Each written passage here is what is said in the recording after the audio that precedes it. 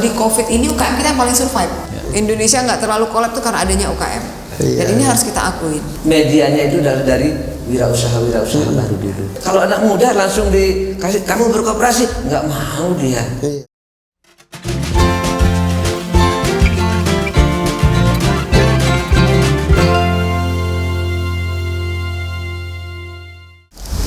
Halo Tribuners, Assalamualaikum warahmatullahi wabarakatuh. Berjumpa lagi dengan saya Sirtu Pilaili, jurnalis tribunlombok.com. Kita bertemu lagi dalam program Bincang Tribunlombok.com.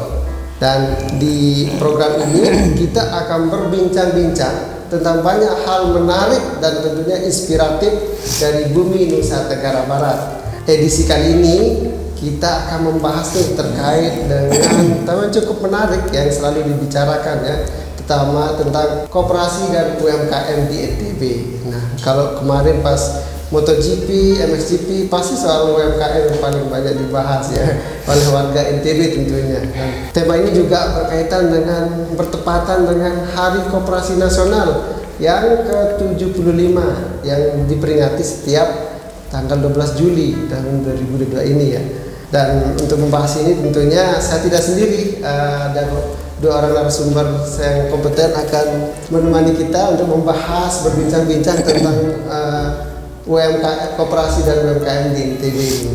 Ada Ibu PLT Kepala Dinas Komunikasi dan Informatika dan Statistik NTB, Ibu Baik Nelly Yuniartis. Selamat datang Bu di studio kami. Cerah ceria ya, semoga ini menjadi prospek dan harapan yang bagus ke depannya untuk NTB. Dan ada mewakili Pak Kepala Dinas Koperasi dan UKM NTB, Pak Kepala Bidang Pembinaan Koperasi, Pak Haji Muksin. Selamat datang Pak Muksin. Terima kasih. Assalamualaikum warahmatullahi wabarakatuh. Waalaikumsalam. Kita berjumpa di studio sekarang Pak. Dulu sering di lapangan.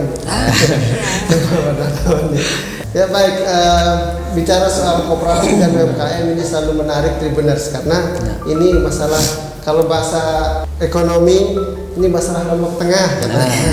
Ini paling inti sebenarnya dari setiap event. Apa yang kita lakukan adalah bagaimana ekonomi ini tumbuh dan bangkit. Sesuai dengan tema peringatan Hari Koperasi Nasional kita tahun ini, transformasi koperasi untuk ekonomi berkelanjutan.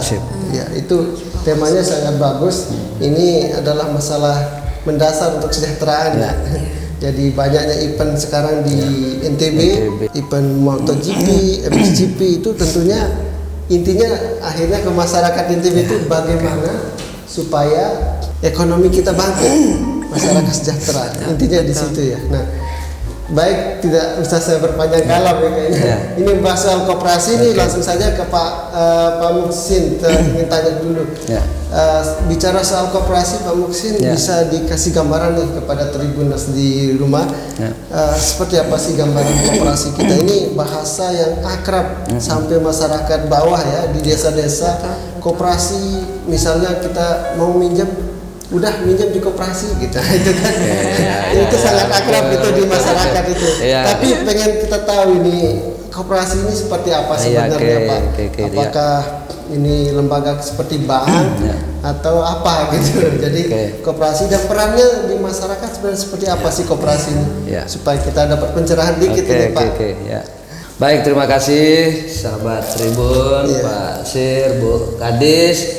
Jadi, kalau kami panggilnya Tribuners, Pak. Tribuners. Tribunar ya, oke. Tribunar ya, sahabat Tribun ya. Oke. Jadi terkait dengan koperasi ya, tentu sekarang ini untuk kita maklumi bahwa jumlah koperasi kita di NTB ini 4.363. Ya.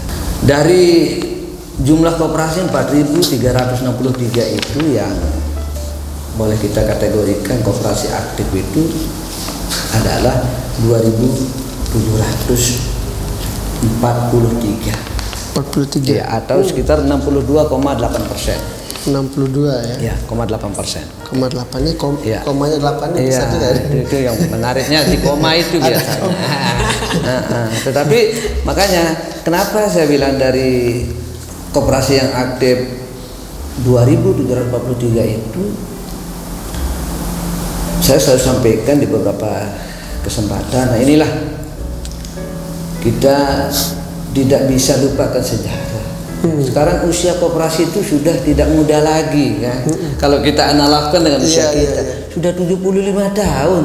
Ya, artinya udah tidak muda gitu. Tapi di dalam usia 75 tahun itu kok ternyata masih banyak yang nggak aktif gitu. Nah, ini yang menjadi permasalahan. Maka sering saya sampaikan di saat pelaksanaan RAT ya, rapat anggota tahunan, karena itu merupakan keputusan tertinggi dari sebuah lembaga yang namanya koperasi. Saya sampaikan, mari kita coba kaji dulu di Undang-Undang 25 1992 tentang perkoperasian.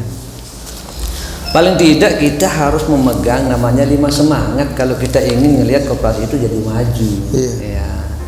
Mungkin ini enggak sering diingatkan ya, karena gerakan ini harus sering ya kita ingatkan. Nah, apa sih 5 semangat? Nah, rata-rata koperasi ini belum anu semua dengan 5 semangat yang ada di Undang-Undang 25 gitu. Ya, walaupun masih ada juga koperasi yang sudah paham, tapi di dalam pelaksanaannya belum. Apa sih semangat yang 5 yang dimaksudkan itu? Pertama, kita semua ini sudah punya semangat yang pertama.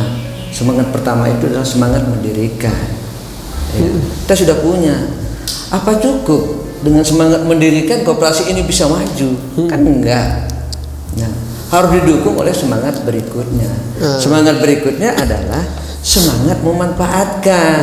Nah, ini yang seringkali ya, terutama saya sendiri kebetulan sebagai ketua koperasi karya praja kantor gubernur, banyak anggota itu yang tidak memanfaatkan keberadaan koperasi.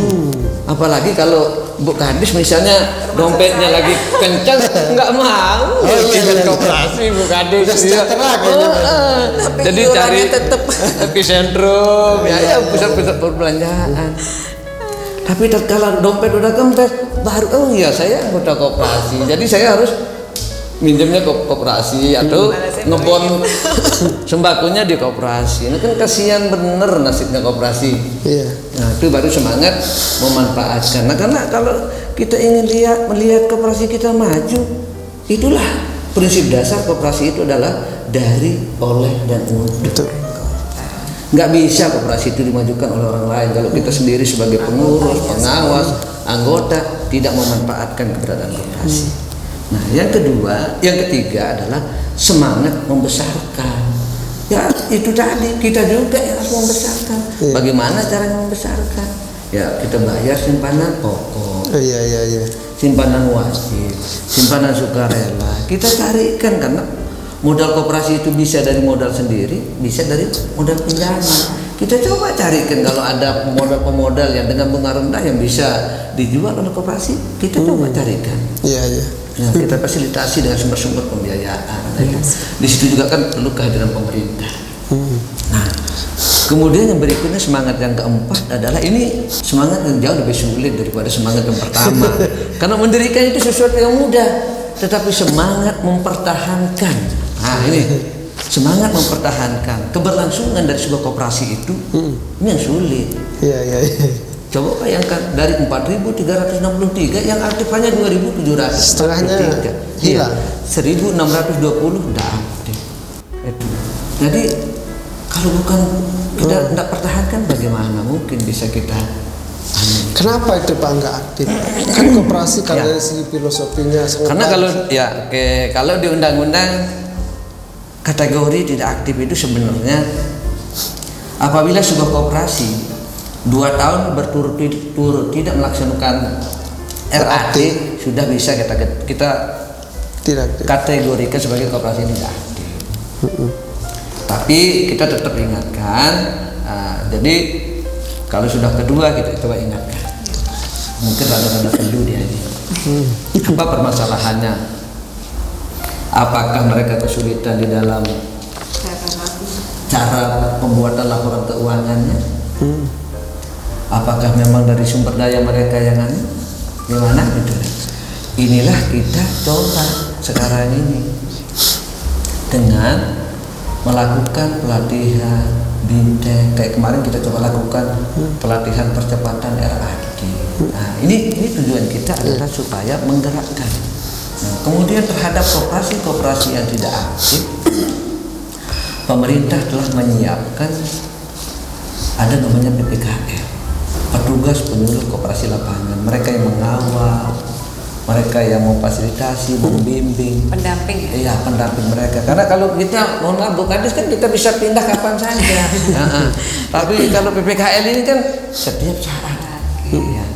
Pendamping lapangan. Kita punya 39 PPKL yang kita sebar di semua 10 kabupaten kota yang ada di CTP. Nah, ini yang kita harapkan bisa mendorong bagaimana koperasi yang tidak aktif bisa menjadi aktif, koperasi aktif yang tidak melaksanakan RAT bisa melaksanakan RAT. Kalau tahun-tahun sebelumnya dari koperasi aktif itu paling yang RAT hanya 800, 900. Nah, mungkin itu bisa kita maklumi karena memang di tahun buku 2019 yang pelaksanaan RAT-nya 2020 itu sangat turun sekali karena memang pada saat itu kan awal daripada COVID. Ya bisa kita maklumi itu. Nah, sehingga kita tidak mengkategorikan mereka menjadi koperasi yang aktif. Memang di situ ada pembatasan untuk kita bertemu dengan skala besar. Nah, 2021 juga kan masih. Nah, tapi sekarang seiring dengan ini sudah mulai menunjukkan geliat ya pelaksanaan RAT. Iya, Pak Kadis, ini 1.600 sekian aktif. Iya. Ini kan koperasi hampir di semua lembaga itu ada koperasinya kan? Iya. Nah, ini kan kalau hampir di semua desa juga pasti ada koperasi dan sebagainya. Ini kan kalau sebagai koperasi kalau dia berjalan aktif kan bisa menggerakkan perekonomian. Iya. Tapi kenapa ini sulit sekali ini berkembang lah, seperti institusi perbankan misalnya atau unit-unit yang lain, lembaga keuangan lain yang ini koperasi sepertinya sampai sekarang menjadi seperti jadi masalah sosial. Selalu kita dengan cerita ini kok koperasi seperti di kelas di bawah, jadi nggak bergengsi gitu. Jadi kalau anak muda sekarang pernah nggak disentuh, ayo berkoperasi seperti slogan ini sepertinya saya pertanyakan, ayo berkoperasi. Ini maksudnya emang masyarakat nggak mau berkoperasi gitu. Padahal kan butuh. Gimana Pak? Oke, terima kasih. Jadi izin Bu Kadis ya, saya lanjut sedikit. Inilah memang Bung Hatta, Bapak Koperasi kita kan bilang ya, bagaimana menjadikan koperasi itu menjadi suku guru perekonomian nasional. Maka sangat tepat saya lihat tema di Hari Koperasi yang ke-75 ini dengan tema transformasi koperasi untuk ekonomi berkelanjutan. Nah, harapan itu adalah dia nyambung gitu. Nah, karena kita melihat kalau kita ingin hidupnya sejahtera, gak bisa hidup sendiri. Ya, kita harus bersama untuk mewujudkan suatu impian besar itu nggak bisa. Kita harus bekerja sama. Nah, terutama sekarang ini memang koperasi itu kita maklumi bersama, permasalahan tetap ada. Termasuk tadi bagaimana kita menggait kaum milenial. Maka tagline yang ayo berkoperasi itu diharapkan nanti kepada anak-anak muda kita supaya bagaimana bisa tertarik. Karena sekarang ini pemahaman jangankan anak-anak muda, yang usia-usia kita saja malas berkoperasi. Ya, karena pemahaman kita sekarang ini berkoperasi adalah hanya tempat pinjam. Yang kedua, koperasi itu anggotanya orang-orang yang sudah lanjut usia. Nah, padahal kan ini bukan. Nah, inilah yang menjadi PR, menjadi tantangan berat bagi kita semua. Makanya Pak Menteri Koperasi sekarang ini orang banyak bertanya, Bu Kadis, namanya Kementerian Koperasi atau Dinas Koperasi dan UMKM. Tapi kenapa perhatian pemerintah hanya kepada UMKM? Kok koperasinya jadi anak tiri gitu? Ya. Saya bilang pernyataan itu apa yang ada di benak Bapak ini tuh sama dengan di benak saya dulu kan gitu. Tapi setelah saya lama-lama di ini walaupun baru 7 bulan ya, di situ baru saya pahami gitu. Ternyata nggak salah. Sengaja yang dibesarkan adalah UMKM-nya dulu. Itu hajatannya adalah untuk edukasi, untuk bahagia, untuk kemakmuran. Tidak bisa diwujudkan sendiri, harus berkelompok. Makanya dibina dulu UKM-nya dulu, baru bagaimana para pelaku UMKM ini bersatu, bisa menjadikan koperasi menjadi rumah besarnya. Nah, itu harapan kita. Termasuk kalau muda. Makanya kita dorong kaum milenial ini untuk membuka usaha baru. Mungkin perlu koperasi para gamers mungkin. Itu kayaknya untuk simpan pinjam main game online. Ya. Apakah perlu pinjam lagi? Kalau dia sih bukan mengecilkan, memang sebagian besar koperasi kita ini kan banyak yang bergerak di sektor simpan pinjam. Ya, cuman kalau di era sekarang ini saya lebih mengarahkan bagaimana kita berkooperasi di sektor real. Itu jadi lokusnya. Jadi anak usahanya nanti boleh simpan pinjam.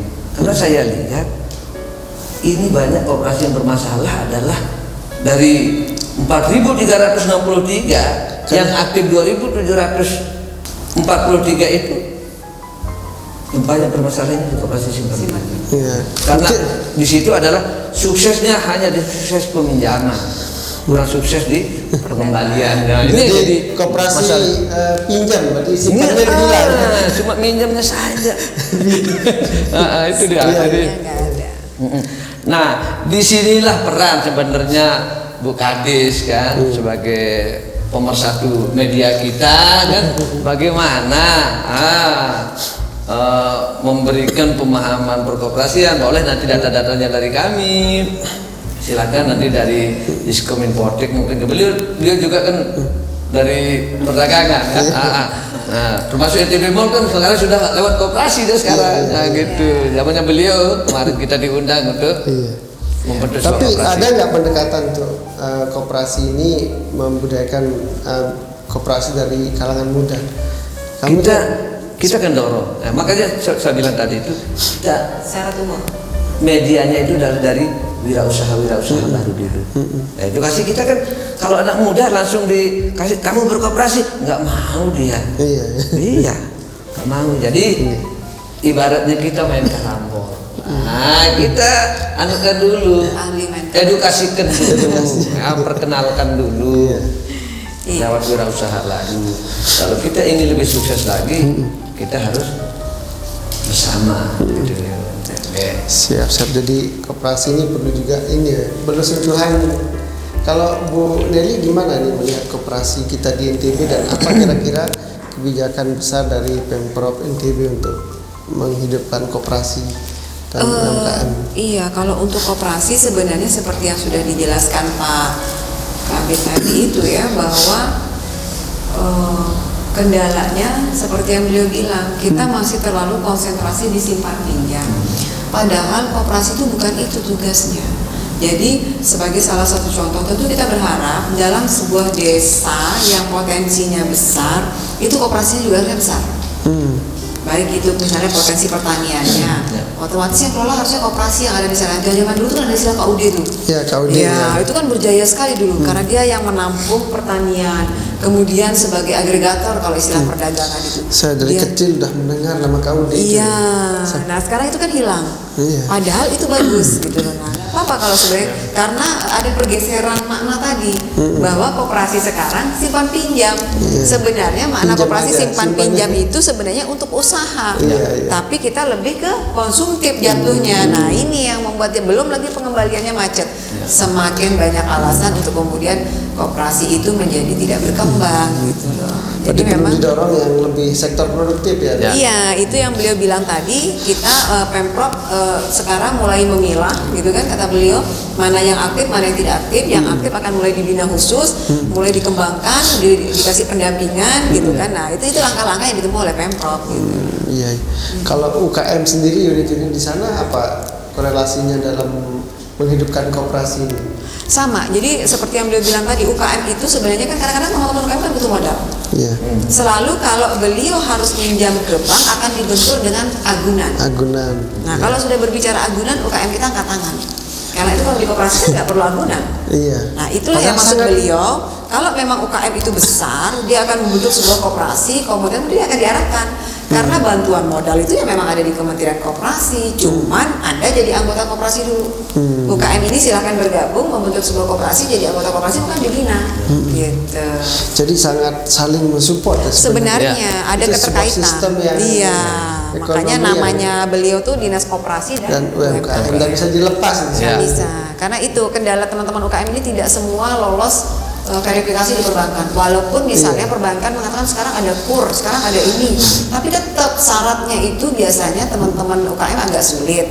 Sehingga kemarin di NTB Mall pun kita sempat diskusikan, Bu bisa nggak ya di NTB Mall tuh kayak Shopee, apa istilahnya, yang di Shopee Pay, yang di ini, ini ada Uang penyiapan modal, digital. iya. Saya bilang, wah kalau itu terlalu berat, itu bisa kita komunikasikan dengan koperasi, nanti menjadi ranahnya dinas koperasi. Pak, keren sekali tuh koperasi sebenarnya. Ya. Misalnya Oh iya. membuat UMKM tidak perlu capek-capek ke bank, Iya, betul. tidak perlu takut bank subuh, Bank jongkok, iya, bener, ada bank dia- jengking ya jengking istilahnya. istilahnya. Betul. Di Lombok ada bank jengking, Iya. Betul, betul, bank betul. kontok itu yang Iya. sudah Iya. menagih, dan sampai sekarang itu kan masih lebih Iya. apa namanya? Oke. Koperasi ini kan Iya. sistemnya sangat bagus. Sudah sangat bagus. Dan ideal Apalagi- sekali lah. Sangat Oke. ideal. dalam Sekarang konsep kita ekonomi. Memang ini, sosialisnya itu. ya, memang ini Tapi- menjadi sebuah tantangan. Iya, Ya, iya. Tambah sedikit, menjadi sebuah tantangan. Kenapa? Sekarang itu di samping tantangannya itu adalah kayak tadi, karena ada sekarang rentenir yang berkedok koperasi. Rentenir berkedok Berkedok koperasi. koperasi. Dan ada koperasi juga yang berkedok rentenir. Ya, memang mirip-mirip katanya, tetapi sesuatu yang berbeda. Kalau koperasi berkedok rentenir itu secara badan hukum dia punya badan hukum, tetapi dia menerapkan pola rentenir. Ya, namanya koperasi kan di situ ada ketua, ada pengurus ya, ada pengawas. Tapi ada koperasi yang berkedok rentenir itu enggak tahu namanya pengurus koperasi. Dia kelolanya seperti perbankan. Iya. Bunga. Nah, ada rentenir yang berkedok koperasi. Dia seperti bank nyengkeng, bank subuh. Bahkan sekarang ini yang lagi marah ini adalah pinjol. ya. Pinjaman online. Iya, ini kalau tidak salah ada sudah beberapa masyarakat kita yang datang ke tempat kami mengadukan halnya gitu tentang pinjol. Mereka minjam di koperasi. Oh, koperasi namanya. Ini yang saya bilang koperasi berkedok rentenir itu. Di NTB, Pak. Koperasinya ada di pasar. Ya. Tapi yang meminjam kita dari NTB. Dia datang ke kantor, Pak. Saya udah minjam di salah satu koperasi di Denpasar. Nah, pinjaman online. Tapi kita begitu mengajukan permohonan, kita dikasih apa namanya? Kata kuncinya itu loh. Password. Passwordnya ya. Nah, kita dikasih. Untuk mendapatkan itu kita harus bayar. Bayar dulu. Nanti untuk buka password bayar lagi. Setelah buka itu dikenakan biaya administrasi. Setelah itu baru uang cair, bayar angsuran pertama. Saya belum bayar, Pak. Udah potong di depan. Awalnya dikasih PIN gitu ya. Untuk mendapatkan PIN itu dia harus bayar. Dia nggak bisa buka karena kuncinya di sana yang megang. Bayar lagi PIN-nya untuk mendapatkan kuncinya. Udah dibuka begitu kena biaya administrasi. Baru bisa cair lagi kalau bayar angsuran pertama. Kalau begini nanti gimana, Pak? Apa saya perlu lapor polisi? Nggak usah, saya bilang gitu. Nggak usah, saya bilang. Karena apa? Anggap saja itu uang yang hilang pertama, atau anggap itu sebagai sedekahnya. Kayak gitu kan, bukan kenapa saya bilang gitu? Karena kalau lapor kan nanti proses polisinya bukan di sini, di sana, di Denpasar. Berapa biaya ke Denpasar lagi bolak-balik kan uang baru keluar hanya 1 jutaan, daripada nambah uang keluar kan, sampai lebih baik lah ikhlaskan saja itu. Sampai seperti begitulah kita sarankan, karena memang lagi marak sekarang. Banyak juga koperasi-koperasi dari luar. Ya, disinilah peran teman-teman di kabupaten kota. Ya. Bahwa di situ ada persyaratan sebuah koperasi kalau membukakan percabangan. Salah satu persyaratannya adalah harus, kalau kita ada permisi dari koperasi yang akan membukakan percabang itu, di mana akan percabang itu akan dibuka.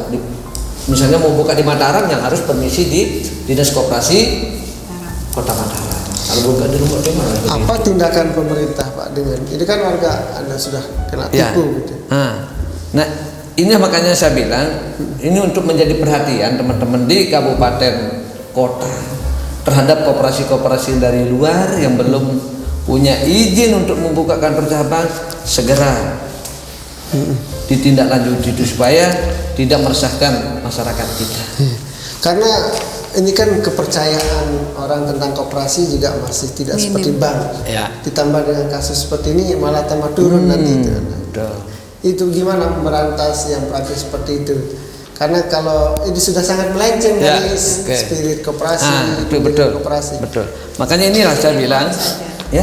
Dihimbau ke masyarakat. Kita himbau kepada masyarakat untuk tidak memanfaatkan jasa itu. Jangan Ini kita harapkan, karena koperasi yang 4.363 itu kan lebih besar menjadi binaan kabupaten kota itu. Nah, inilah makanya kita harapkan secara berantai kita menjadi PR kita, bukan menjadi menjadi PR-nya Dinas Koperasi Provinsi gitu, tapi menjadi PR kita bersama teman-teman di Dinas Koperasi Kabupaten Kota juga, untuk mari kita bersama-sama mengingatkan kepada masyarakat kita jangan tergiur, jangan memanfaatkan terhadap koperasi-koperasi. Ada rentenir yang berkedok koperasi dan koperasi yang berkedok rentenir. Pak, kalau saya catat ini kan ada tantangan lain juga kan, seperti sistem, ya anggap saja misalnya sistem kapitalisme yang sistem yang kemudian masih jadi PR berat bagi koperasi untuk berkembang. Ini kemudian ada juga minimnya regenerasi SDM penerus, itu gimana itu mengatasi? Ya, pertama kita kan sekarang sering melakukan pelatihan bintek terhadap pengurus, pengawas koperasi-koperasi kita. Kalau dulu mungkin bintek yang kita lakukan harus kita sesuaikan dengan program kegiatan di OPD. Nah, tetapi kalau sekarang kita udah nuansanya berbeda. Maka kami di Dinas Koperasi itu ada namanya petugas pendamping diklat. Itu jumlahnya 30 orang yang kita sebar di 10 kabupaten kota juga. 30 orang? Iya, yang kita sebar di 10 kabupaten kota. Masing-masing kabupaten kota itu 3 orang. Ya, tugas mereka adalah cukup yang 30 itu Pak? Kan mereka bekerja sama nanti dengan Dinas Koperasi di kabupaten kota. Pendamping. Bukan pelaksana diklat. Iya, bukan. Pendamping diklat. Tugas mereka adalah mereka lah yang menyerap. Kira-kira koperasi itu butuh pelatihan apa sih? Nah, apakah akuntansi, apakah penyusunan laporan keuangan, apakah bagaimana percepatan DERAT. Jadi bintek diklat yang kita lakukan sekarang lebih kepada diklat apa yang dibutuhkan oleh koperasi. Kalau dulu boleh jadi Pak Sir nggak butuh lemari, tapi saya berikan Bapak lemari karena program kegiatan saya lemari. Tapi kalau sekarang Pak Sir butuh apa? Oh, butuh kulkas. Berarti itulah ya, seperti begitulah kan kita sekarang ini. Nah, di dalam bagaimana memperjuangkan. Bottom up. Ya. Ya. Kalau regenerasi SDM gimana Pak? Ya. Inilah kita tingkatkan. Memang permasalahan koperasi ya, di samping kalau masalah klasik ya modal segala macam, ya, termasuk peningkatan sumber daya. Inilah kita lebih banyak sekarang meningkatkan pelatihan-pelatihan. Kan kita punya balai latihan koperasi dan UMKM. Nah, inilah balai ini sekarang sudah memprogramkan. Kalau sekarang kalau tidak salah ada 20-an ya jenis pelatihan yang dilaksanakan di Marangkop untuk koperasi dan UMKM kita. Nah, ini adalah semata-mata dihajarkan bagaimana bisa peningkatan kualitas sumber daya manusia. Itu kalau yang apa istilahnya yang kemarin kan butuh dana besar nggak untuk pembinaan koperasi ini Pak. Ini kan banyak sekali nih. Kira-kira berapa sih dana yang dihabiskan pemerintah daerah? Kalau boleh tahu nih Pak, untuk pengembangan pembinaan. Data Pak. Ya tentu namanya kita ingin berkembang tentu butuh dana yang besar. Tapi tidak sih semua sih harus dana. Nah, artinya kan tentu kita sesuaikan dengan kemampuan keuangan daerah juga kita. Tapi pembinaan itu merupakan sebuah kewajiban bagi kita untuk kita lakukan. Nah, pembinaan kan tidak mesti kita harus datang ke lokasi. Bisa kita lewat telepon. Bisa kita di saat bisa kita di saat binteknya. Bisa pakai media Zoom-nya. Nah, dan juga yang tidak kalah pentingnya adalah terus kita, karena kita PPKN itu adalah ada di kita di provinsi, mereka lah yang kita sebar di semua kabupaten kota. Kalau mereka ada permasalahan-permasalahan, segera berkoordinasi dengan dinas kabupaten kota dan provinsi. Itu yang kita.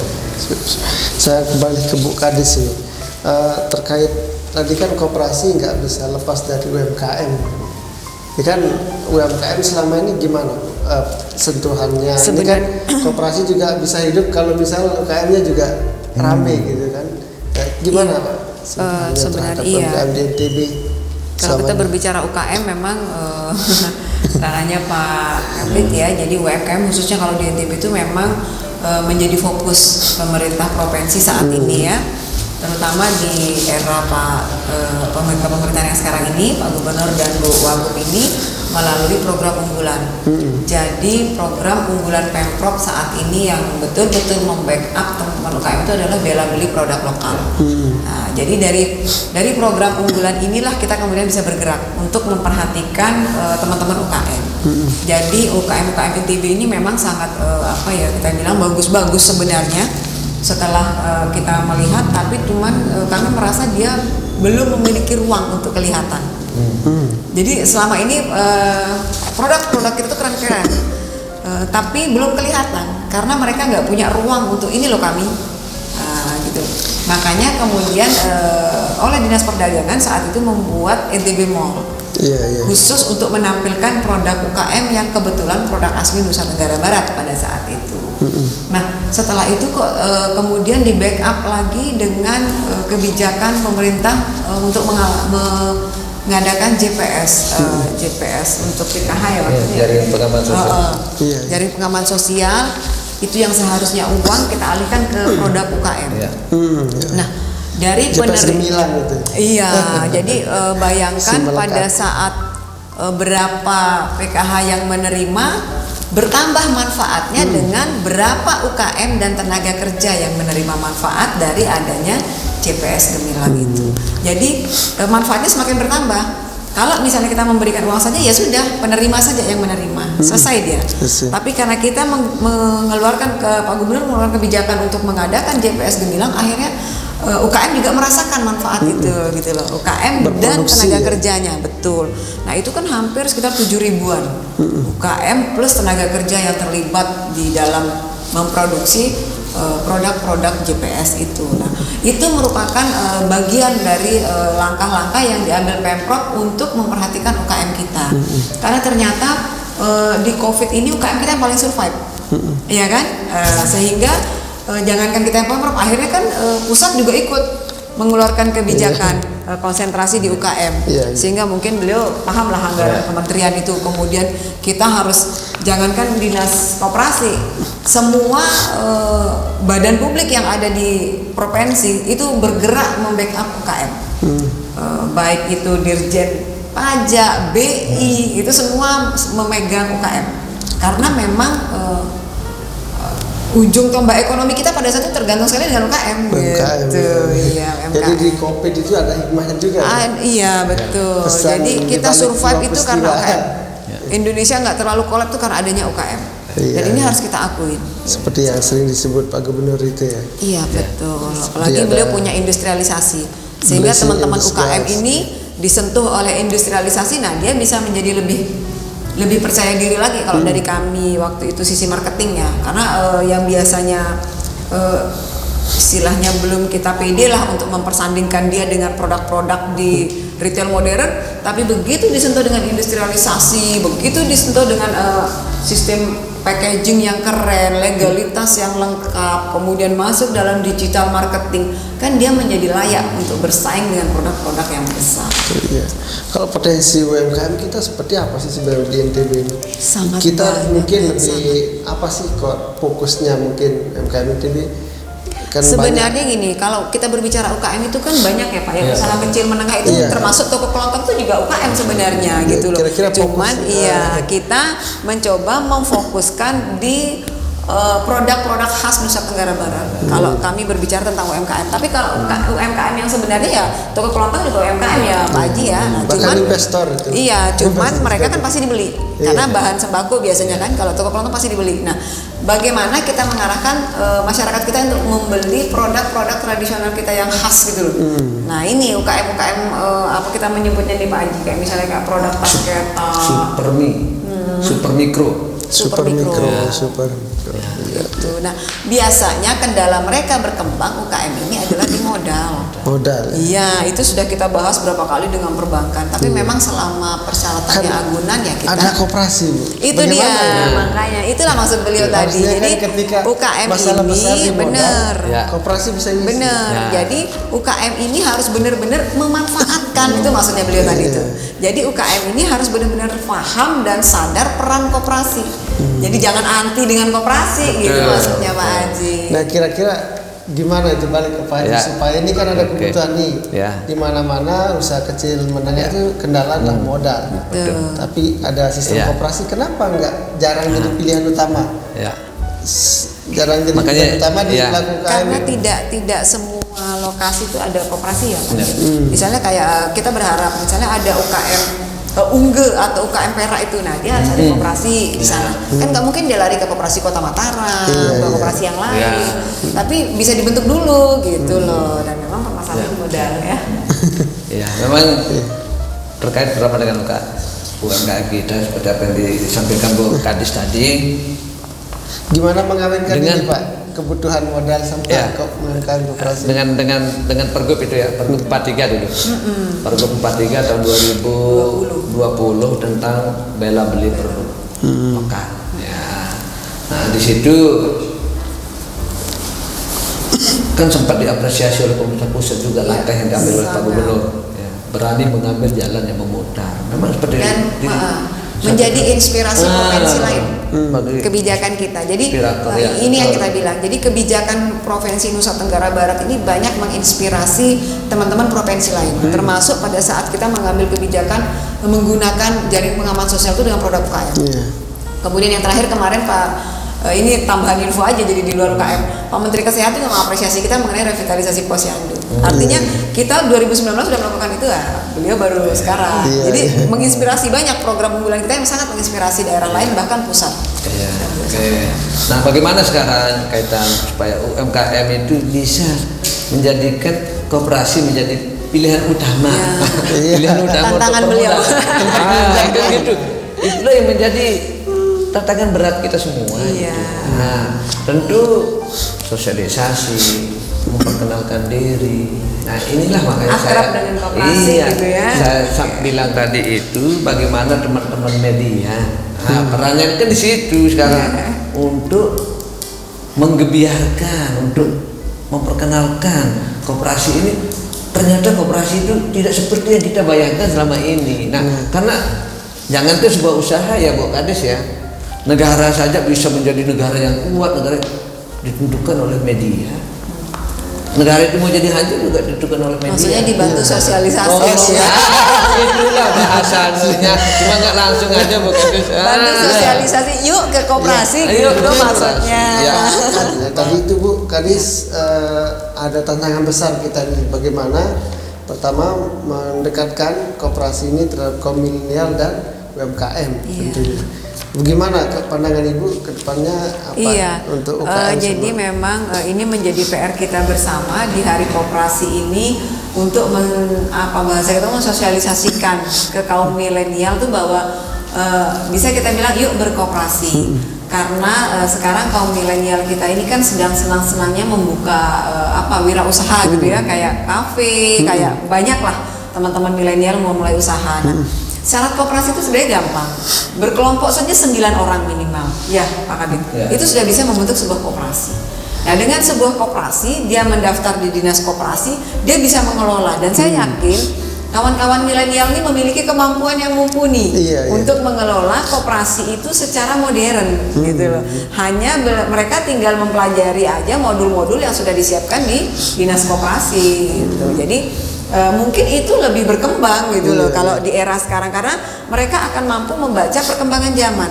Mereka sudah menguasai digitalisasi teknologi sehingga nggak ada lagi istilah buku manual dan sebagainya seperti koperasi zaman dulu. Nah, itu yang kita bilang nggak salah kalau kemudian milenial kita ini mulai mencari tahu koperasi itu apa, bagaimana cara menjadi koperasi, kemudian memahami koperasi. Nah, kalau sudah masuk kemudian menjadi anggota, menjadi pengurus, dia akan asik dengan sendirinya. Dia akan mulai menikmati. Nah, itu yang kita bilang dari tadi. Memang saat ini sudah saatnya di usia 75 tahun ini kita mensosialisasikan koperasi ini ke generasi milenial. Generasi milenial ya. Tadi sekarang juga pelaku UMKM itu milenial banyak ya. Banyak kan milenial sebenarnya.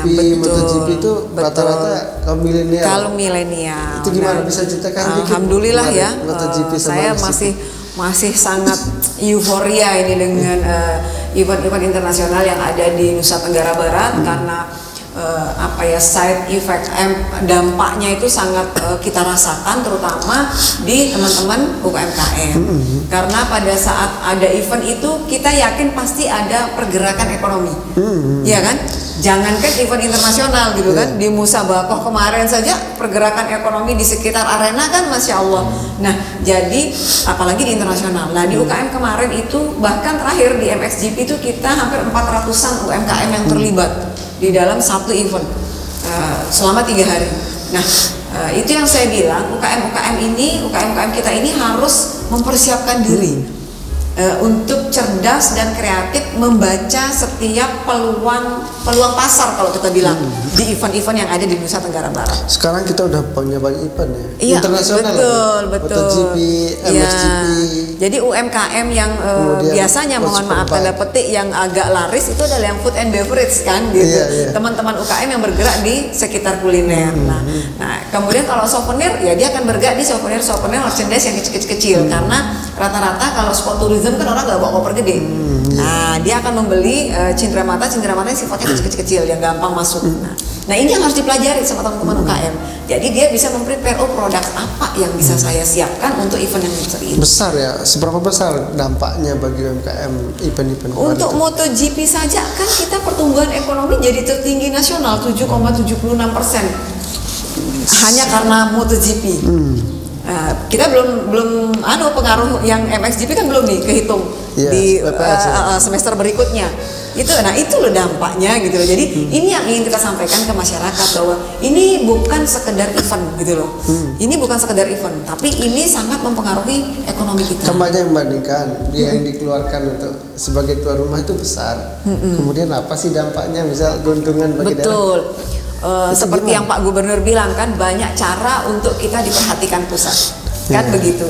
Salah satunya seperti ini, dengan adanya event internasional ini bayangkan berapa kementerian terkonsentrasi ke MotoGP, ke Mandalika, terutama Kementerian Koperasi. Dia akan turun dengan segala SDM dan sumber dayanya untuk mensukseskan MotoGP gitu kan. Begitu juga kementerian yang lain. Nah, fasilitas-fasilitas itu tidak akan turun ke Nusa Tenggara Barat kalau nggak ada event itu gitu loh. Nah, ini yang kadang-kadang masyarakat kita harus tahu gitu loh. Seperti yang Pak Gubernur bilang, kita nggak akan mungkin punya rumah sakit internasional kalau nggak ada MotoGP. Kementerian Kesehatan nggak akan bangun itu kalau kita nggak butuh itu gitu loh. Nah, dampaknya itu minimal masyarakat kita jadi punya rumah sakit. Jalan jadi bagus gitu kan. Itu jadi berubah. Itu yang maksudnya Pak Gubernur, kita harus punya cara untuk menarik perhatian pusat itu bahwa menangani Nusa Tenggara Barat. Mungkin kalau nggak ada MotoGP belum seperti itu, Bu ya. Belum Mandalika kan kita gitu. Begitu juga dengan MXGP kan, begitu ada MXGP semua bergerak di Sumbawa kan, sekitarnya itu Pulau Moyo bergerak, kemudian Sumbawa yang sekitaran juga bergerak dan yang terpenting adalah ada transfer knowledge ke masyarakat kita. Bahwa kalau kita berbicara tentang pariwisata, kita berbicara tentang kebersihan, kita berbicara tentang produk UKM, kita berbicara tentang kesiapan akomodasi, kita berbicara tentang tenaga kerja dan sebagainya. Banyak sekali. Nah, ini yang ingin kita sampaikan berulang kali ke masyarakat. Gitu. Iya, luar biasa. Jadi ini untuk jual beli tidak seperti jual beli, untuk ruginya nggak seperti itu. Jadi keluarkan uang terus dapat sekian, nggak seperti itu. Iya. Yang penting dampak masyarakatnya yang kita inginkan, pergerakan ekonomi di masyarakat ini yang kita inginkan. Apalagi kemarin setelah kita gempa, kemudian COVID kan Nusa Tenggara Barat benar-benar 2 kali hantaman gitu kan. Dan tapi alhamdulillah begitu dihantam dengan event yang lebih besar dan tidak ada di daerah lain. Betul, kita langsung yang tertinggi kan. Sama seperti WSBK, pesertanya langsung pemainnya langsung yang terkesima dengan alam kita, bahkan mereka sampai bilang ya udah deh saya yang season kedua nggak usah di mana-mana, di sini aja. Nah ini kan sebuah prestasi juga buat kita untuk kembali kita mempersiapkan diri gitu. Iya, jadi harus lebih siap lagi dengan sport tourism. Betul, dengan sport tourism kita. Hanya event-event itu harus banyak dampaknya ke kita dan masyarakat kita, UKM kita harus mulai belajar kreatif. Jadi kalau membuat produk itu menyesuaikan dengan event. Gitu loh. Jadi perlu digenjot lagi. Iya, misalnya ternyata kalau eventnya di Mandalika butuh topi gede gitu kan. Kita kan punya tuh topi-topi lontar. Karena nggak boleh pakai payung. Iya, nggak boleh pakai payung. Nah, hal-hal seperti itu kreativitas. Itu yang dibutuhkan di teman-teman UKM sekarang. Dan mereka sedang menggeliat nih UKM karakter kita. topi khas orang Kecapil itu kan memang untuk dari panas kan. Itu dia. Harusnya itu model dikenalin kan banyak itu paling laris kemarin di Mandalika. Masih banyak hal.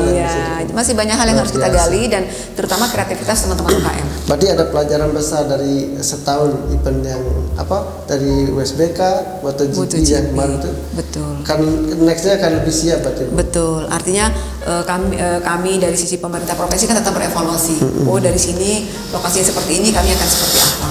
Kebijakan-kebijakan itu terus kita evaluasi untuk kebaikan bersama ke depan. Jadi PR terbesarnya Pak Kabid mengawinkan bagaimana mendorong pengembangan UMKM dengan event internasional ini. Mulai permodalan dengan sistem koperasi tadi. Ini PR bersama kita ini. Jadi koperasi ini jadi supporting system supaya UMKM berkembang kan ya. Betul. Jadi dengan pinjaman yang mudah, modal yang murah dan tidak memberatkan, terbebas dari rentenir. Kalau bahasanya rentenir gitu kan. Seperti itu. Nah, oke, terima kasih. Tapi terakhir mungkin kita butuh closing statement dari Bu Kadis sama Pak Kabid. Bu Kadis mungkin apa terkait dengan next UMKM dan koperasi kita. Terima kasih.